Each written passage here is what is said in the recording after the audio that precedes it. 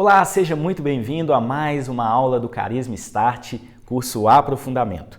Eu sou João Paulo Fonseca e a aula de hoje é sobre os pilares da fé. Antes da gente começar, eu quero fazer uma oração e gostaria que você orasse junto comigo aí.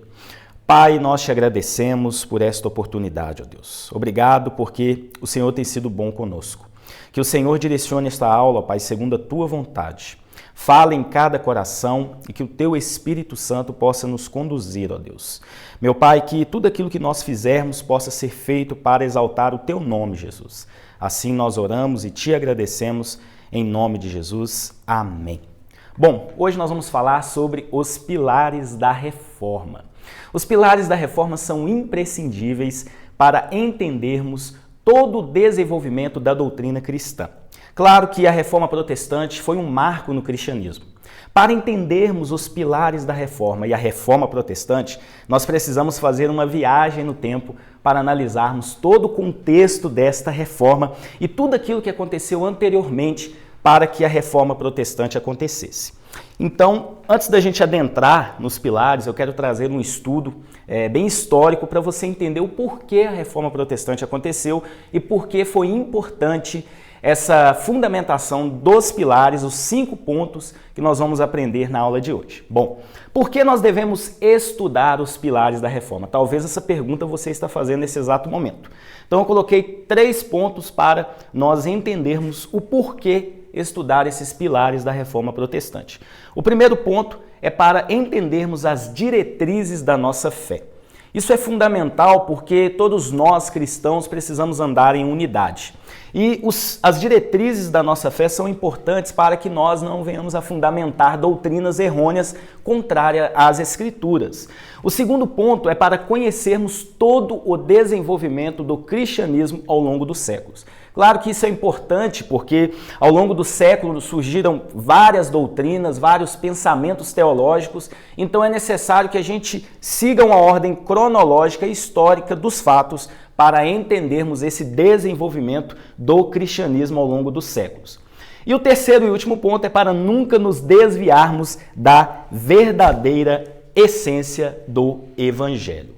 Claro que, infelizmente, ao longo aí dos 2000 anos da Igreja Cristã, nós tivemos vários desvios da sã doutrina, vários desvios do verdadeiro Evangelho, e por isso que a Reforma Protestante foi fundamental para que a Igreja voltasse aos trilhos e caminhasse segundo a verdadeira essência do Evangelho. Então, muita coisa aconteceu para que em 1517 Martim Lutero desse início ao movimento da Reforma. Foram anos de desvios que levaram a igreja a um estado de declínio moral, espiritual e doutrinário. A igreja estava totalmente distante daquela fundamentada nos primeiros séculos. Então, a Reforma Protestante aconteceu em 1517. E o interessante é que antes disso, os 1500 anos anteriores, a igreja acabou saindo da verdadeira essência do Evangelho. Então foi necessário que alguém se levantasse para poder colocar a igreja novamente nos trilhos. Bom, para conhecermos os pilares da reforma, precisamos investigar todo o desenvolvimento da igreja. Como eu disse, a reforma protestante aconteceu no ano 1517.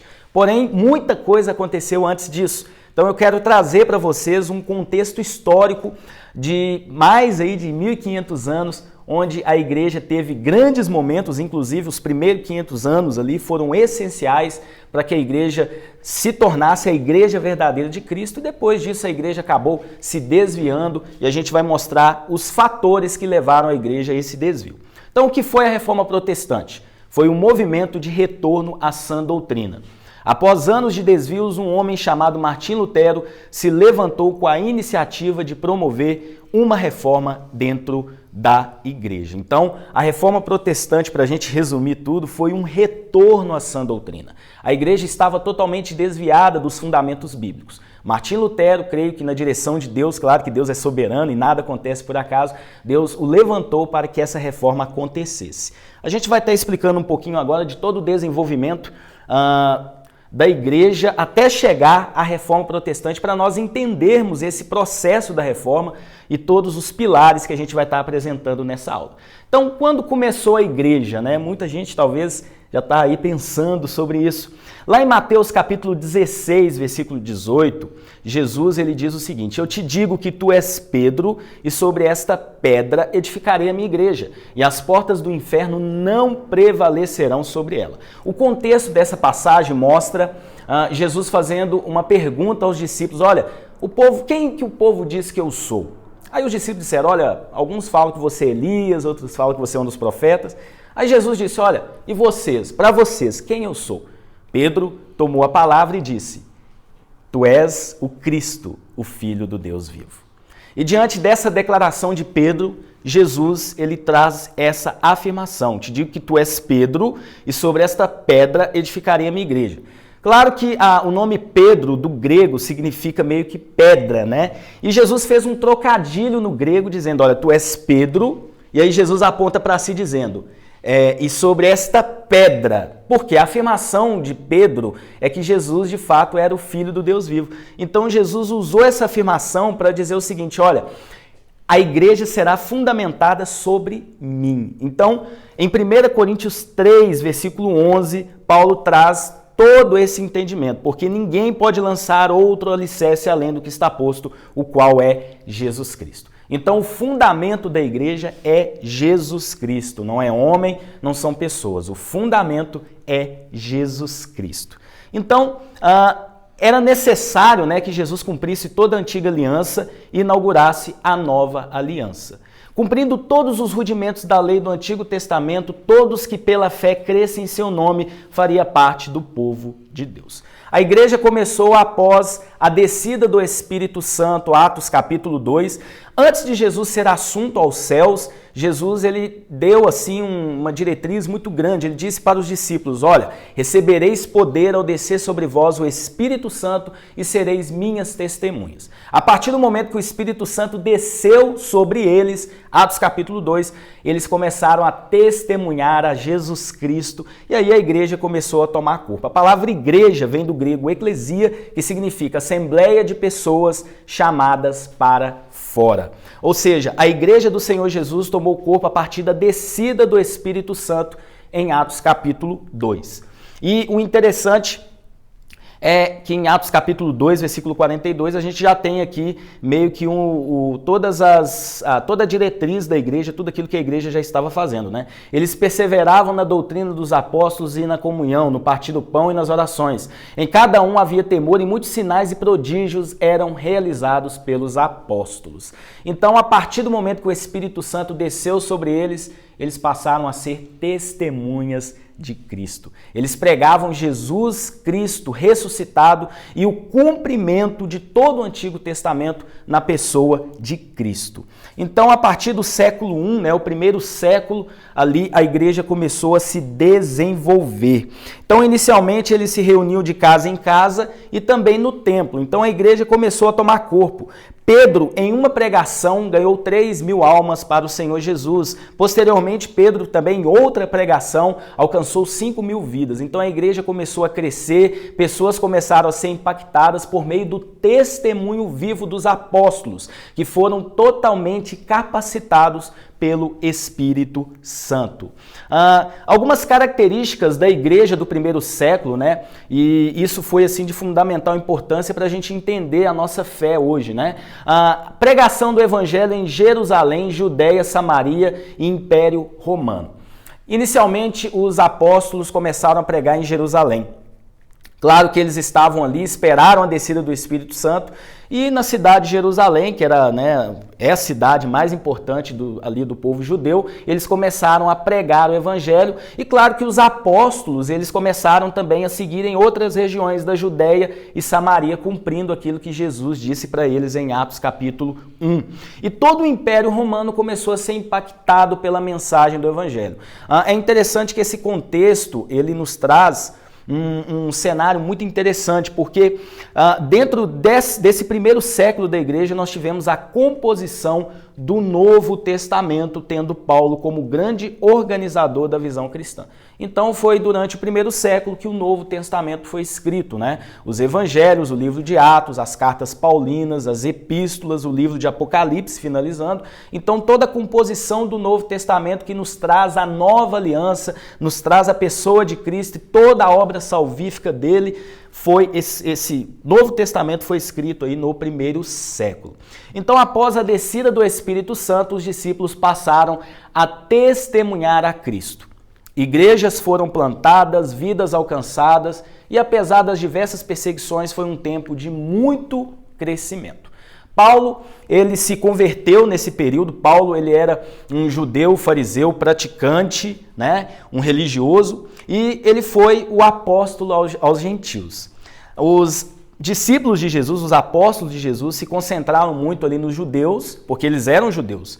Paulo, ele começou o seu ministério alcançando os judeus, mas depois ele expandiu para os gentios, e Paulo fez 3 viagens missionárias, plantou igrejas por todo o Império Romano ali conhecido e escreveu aí as cartas, os livros, a maioria dos livros do Novo Testamento. Foi um homem muito usado por Deus. Então, nós podemos dizer que ele foi o organizador da visão cristã. Então, tudo aquilo que a gente conhece, né, nas Escrituras, no Novo Testamento, em termos de doutrina, em termos da teologia, Paulo ele foi o sistematizador de tudo isso, né? E é interessante que esse período também foi marcado por perseguições aos cristãos, mas também foi um período de muito crescimento. A igreja se expandiu, pessoas começaram a ser alcançadas por meio de um evangelho puro, simples, onde a pessoa de Cristo, a obra salvífica de Cristo e a salvação em Cristo Jesus era a mensagem principal da pregação dos apóstolos.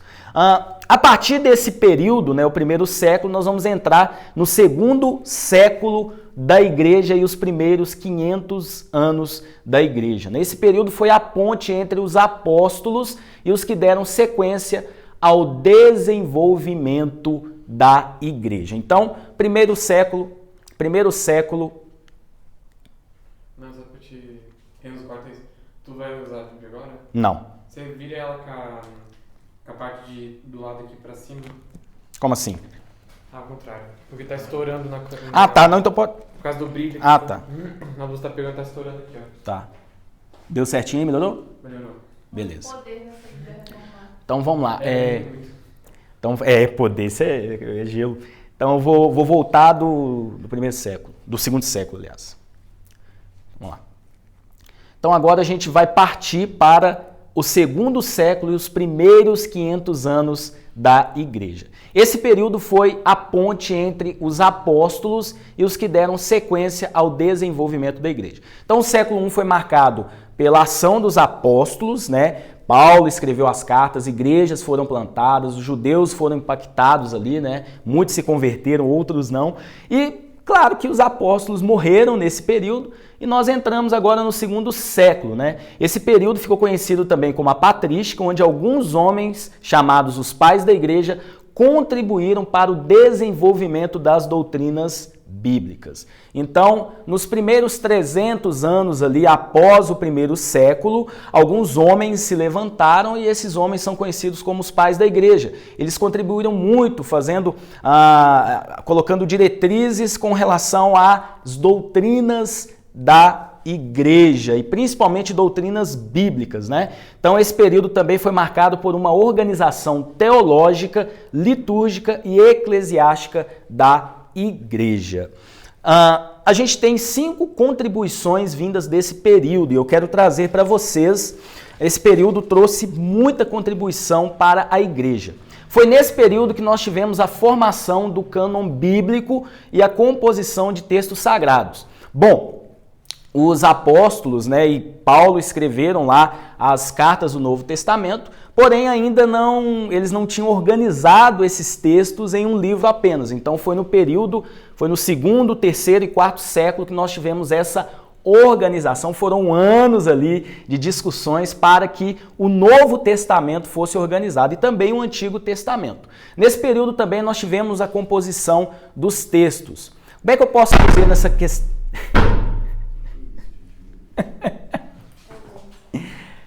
Faz parte. Alguém entrou ali? Então, peraí. Deixa eu voltar Falta um ponto. no ponto. Isso. Na hora que eu vi a porta andando, eu falei, já era. É porque a janela tá aberta. Eu pensei assim, Maria, pode chegar, porque eu não entro no Mateus, então fica batendo. Tá bom, faz parte. Então vamos lá. Contribuição vinda deste período. Nós tivemos 5 contribuições que foram essenciais neste período aí, que nós conhecemos como o período dos pais da igreja, os primeiros 500 anos. Formação do cânon bíblico e a composição dos textos sagrados. Então, Paulo, os apóstolos, né, os evangelistas escreveram lá as cartas do Novo Testamento, mas isso ainda não tinha sido organizado em um livro apenas. Então, foi nesse período que nós tivemos a organização dos textos sagrados, né? E foram anos de discussões, foram anos assim de bastante polêmica, mas graças a Deus o Espírito Santo conduziu tudo. A gente nunca pode esquecer da presença do Espírito Santo e a soberania de Deus em todas as coisas. Nós tivemos aí a formação do Novo Testamento como hoje nós temos em nossas Bíblias. E também esse período foi importante porque nós tivemos a composição dos textos sagrados. Em que sentido? Claro que os originais escritos pelos apóstolos, por Paulo, claro que hoje eles não existem mais, né? São quase 2.000 anos, são mais de 2.000 anos aí desses textos. Então, o que eles fizeram? Copistas começaram a copiar os textos originais e atualmente existem manuscritos deste período, século 2, 3, 4, onde os copistas... Volta um pouquinho. Porque ela... Calma aí. Deu ruim? Deu ruim na luz. Vai. Volta um pouco. Tá. Peraí. Formação do cânon bíblico e a composição dos textos sagrados. Esse primeiro ponto é interessante porque foi nesse período que o Novo Testamento foi composto, né? A composição, a organização do Novo Testamento. Os apóstolos, os evangelistas escreveram lá no primeiro século, porém isso ainda não havia sido organizado, né? Era uma carta destinada a tal igreja, outra carta para outra igreja. Então nesse período eles pegaram todo esse texto e organizaram para que isso se tornasse o Novo Testamento. Então foi um período muito importante. Claro que a gente teve muitas discussões, a gente teve vários debates com relação a isso, mas graças a Deus tudo deu certo e hoje nós temos o Novo Testamento aí prontinho para nós estudarmos. E também nós tivemos a composição dos textos sagrados. Foi nesse período que nós tivemos aí as primeiras cópias dos textos originais escritos aí pelos apóstolos, pelos evangelistas aí e por Paulo, né? Inclusive até hoje nós temos cópias desses textos, tá? Manuscritos do Novo Testamento. Então nós tivemos muitas cópias, tivemos vários textos compostos neste período. O segundo ponto é que nós também tivemos aí, nós podemos ver um entendimento das Escrituras de uma forma espiritual.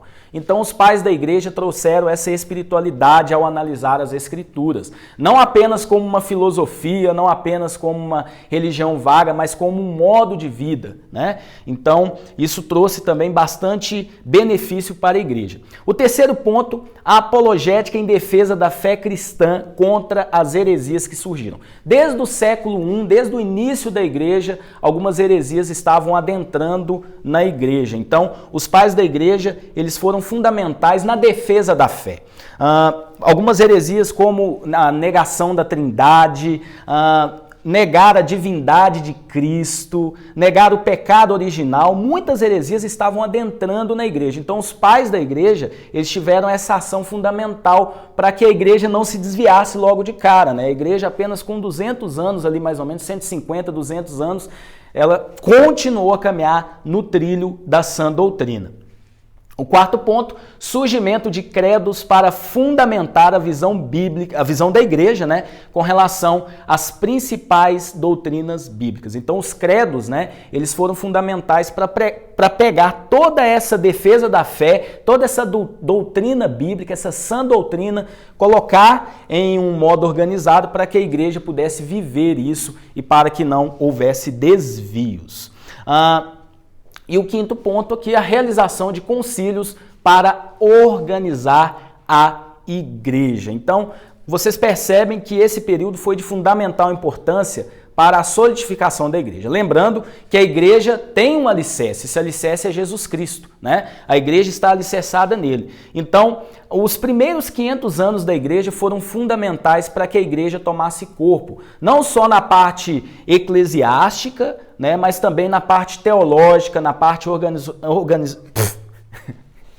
Calma lá. Vou voltar no quinto ponto.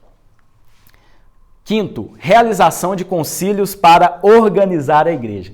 Foi importante esses concílios porque a igreja ela continuou a andar no trilho da sã doutrina. Então, esses concílios que aconteceram nesse período foram importantes, não só na parte teológica, mas também na parte de organização, na parte eclesiástica da igreja. Então, cada concílio que era realizado fundamentavam as doutrinas bíblicas e as verdades das Escrituras, para que não houvesse desvios doutrinários, já que heresias oriundas do judaísmo, da filosofia grega estavam tentando entrar na igreja, né? Inclusive, bispos da época estavam tentando fundamentar doutrinas que não estavam de acordo com a sã doutrina, não estavam de acordo com as Escrituras. Então, nesse período também, e a gente pode colocar aqui o ano de 380 depois de Cristo, o cristianismo se tornou religião oficial do Império Romano.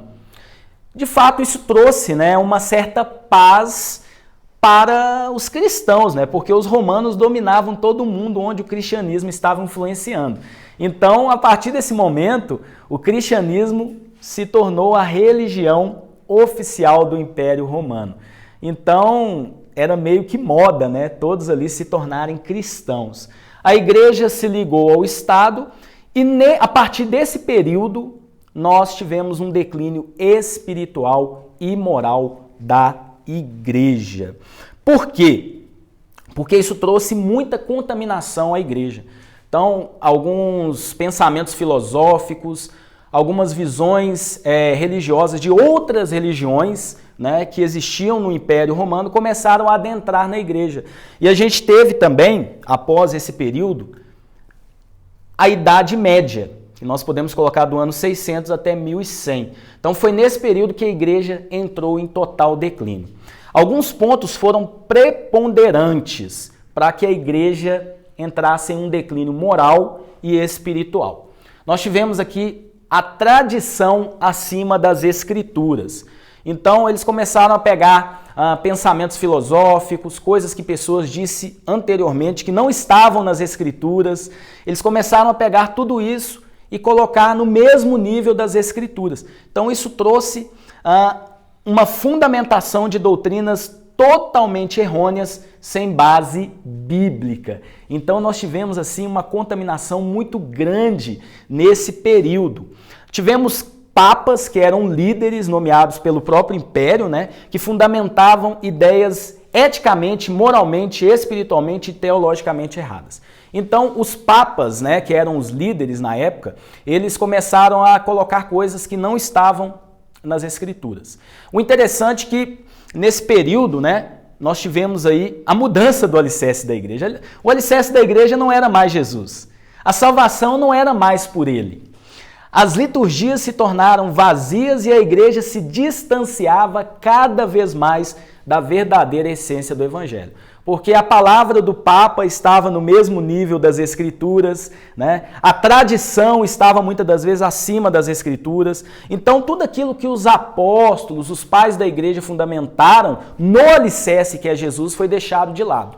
Então, esse período foi marcado por um declínio moral e espiritual e uma contaminação terrível na igreja, que cada vez mais estava se afastando do alicerce, que era Jesus, né?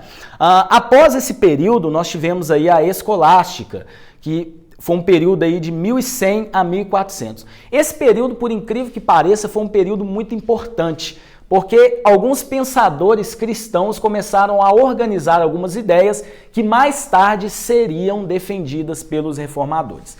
Então nós tivemos, por exemplo, Tomás de Aquino, tivemos tantos outros que começaram a reorganizar as doutrinas bíblicas e trouxeram alguns pensamentos que foram muito importantes para influenciar os reformadores que vieram posteriormente, porque eles trouxeram à tona vários ensinamentos oriundos do período patrístico, que é o período dos pais da igreja, os 500 primeiros anos da igreja, e também lá do primeiro século. Então, esse período, apesar da igreja já estar caminhando aí para um lado ruim, vamos dizer assim, esses escolásticos, eles trouxeram algumas diretrizes que influenciaram os reformadores posteriormente. Por que eu estou dizendo tudo isso para vocês? Para a gente entender o porquê a reforma protestante foi imprescindível para que a igreja voltasse nos trilhos. E também a gente precisa entender isso antes da gente entrar nos pilares da reforma, porque a reforma protestante não surgiu da noite para o dia.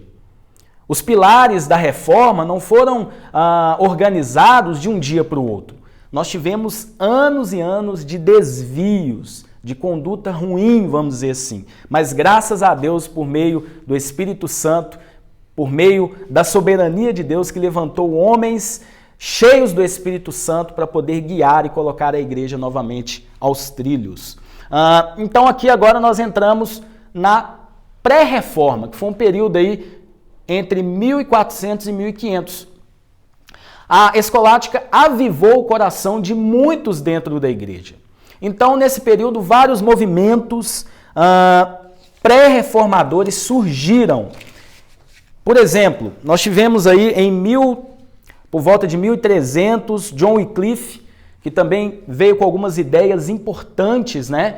Que também trouxeram diretrizes para que a reforma acontecesse. Nós tivemos John Hus, nós tivemos Jerônimo Savonarola. Então, nós tivemos alguns pré-reformadores que já começaram a planejar, vamos dizer assim, algo que surgiria anos mais tarde, em 1517, que nós tivemos a concretização de tudo isso. Então foi um tempo de preparo teológico e espiritual para a reforma. Claro que a reforma protestante, ela influenciou não só essa geração, mas graças a Deus também a nossa geração. Hoje nós somos frutos de tudo isso. Nós somos membros de uma igreja reformada, uma igreja transformada pela ação do Espírito Santo. Então, automaticamente a gente já vai entrar no contexto da reforma protestante. Então, vocês puderam presenciar 1500 anos, né, da igreja, né, eu fiz aqui um resumo para a gente entender tudo isso. Claro que os primeiros 500 anos da igreja foram 500 anos de bastante desenvolvimento, então nós tivemos aí cerca de 1000 anos de desvios. A igreja saiu do trilho da sã doutrina, a igreja começou a caminhar em lugares diferentes, mas pela graça de Deus, por volta de 1500, e isso se concretizando em 1517, a igreja voltou de novo aí aos trilhos, vamos dizer assim. Claro que inicialmente o plano era reformar a igreja, mas nós vamos perceber que isso infelizmente não foi possível, mas surgiu uma igreja reformada, uma igreja onde a sã doutrina era praticada. Então alguns pontos foram preponderantes para que a reforma acontecesse. Então o primeiro ponto aqui, né, indagações e crises sociais.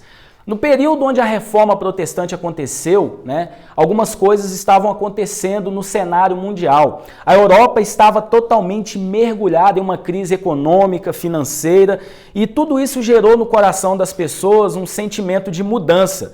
Então, esse contexto econômico, social, foi de suma importância para que a reforma protestante acontecesse, porque isso tocou no coração das pessoas. As pessoas estavam ansiando por mudanças, então a reforma protestante ela entrou num tempo onde as pessoas já estavam meio que querendo essa mudança, né? O segundo ponto, dentro do contexto da reforma protestante, é que nós tivemos aí um despertamento na leitura bíblica e de obras de grandes teólogos. Então, os reformadores, os pré-reformadores, aqueles que vieram antes ali dos reformadores, eles começaram a ler as Escrituras de uma forma correta e também obras de grandes teólogos, principalmente obras dos pais da igreja.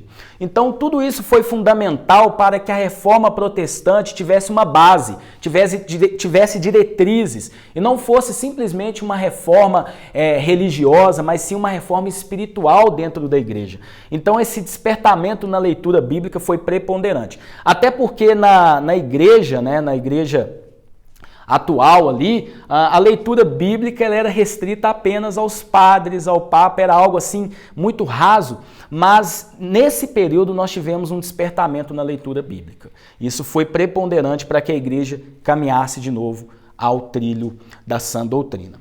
E esse despertamento chegou a um monge agostiniano chamado Martinho Lutero. Nós sabemos que Martinho Lutero ele foi aí o pioneiro, na reforma protestante. Claro que nós tivemos alguns pré-reformadores antes, mas a gente teve tudo isso através de Martinho Lutero.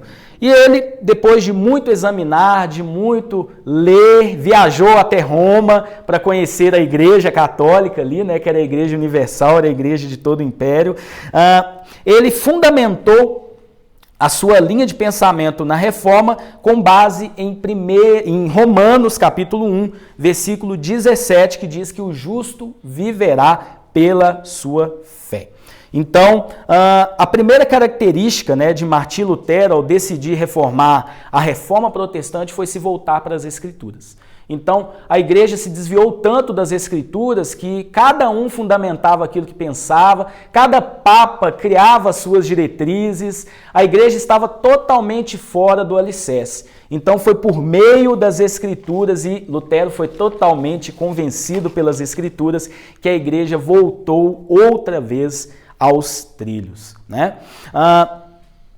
Foi então a partir de uma nova visão de mundo, que Lutero viveu ali, que nós tivemos os desdobramentos da reforma protestante. Lutero, a partir do momento que ele vislumbrou as Escrituras, que ele conheceu o verdadeiro Deus por meio das Escrituras, ele conheceu a verdadeira essência da igreja nas Escrituras, ele percebeu a salvação pela graça mediante a fé, isso tudo nas Escrituras. Lutero percebeu que de fato as Escrituras eram inerrantes, ele ficou convencido e viu que de fato ele servia a um Deus acessível, misericordioso, Pai e sustentador, Ele viu que se não fosse pela graça, não haveria possibilidade de salvação ao ser humano.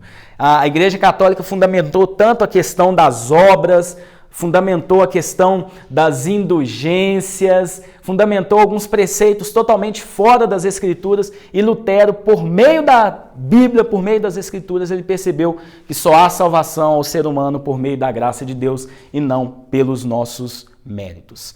Então, essa reforma, começando por Lutero, influenciou vários outros países ali ao redor, começando na Alemanha, onde Lutero morava, mas também países ao redor, Suíça, Bélgica, Inglaterra, entre outros países ali, foram influenciados também por esse movimento, e graças a Deus hoje, mais de 500 anos depois, nós estamos aqui por conta dessa ação de Deus, usando homens para que a igreja voltasse ao trilho da sã doutrina. Amém? Então, Deus abençoe você. Na próxima aula nós vamos dar continuidade, passando agora para os pilares da reforma, de fato, de uma forma prática, bíblica, para entendermos todo esse desenvolvimento da reforma protestante na vida da igreja. Um forte abraço e até a próxima aula, se Deus assim permitir.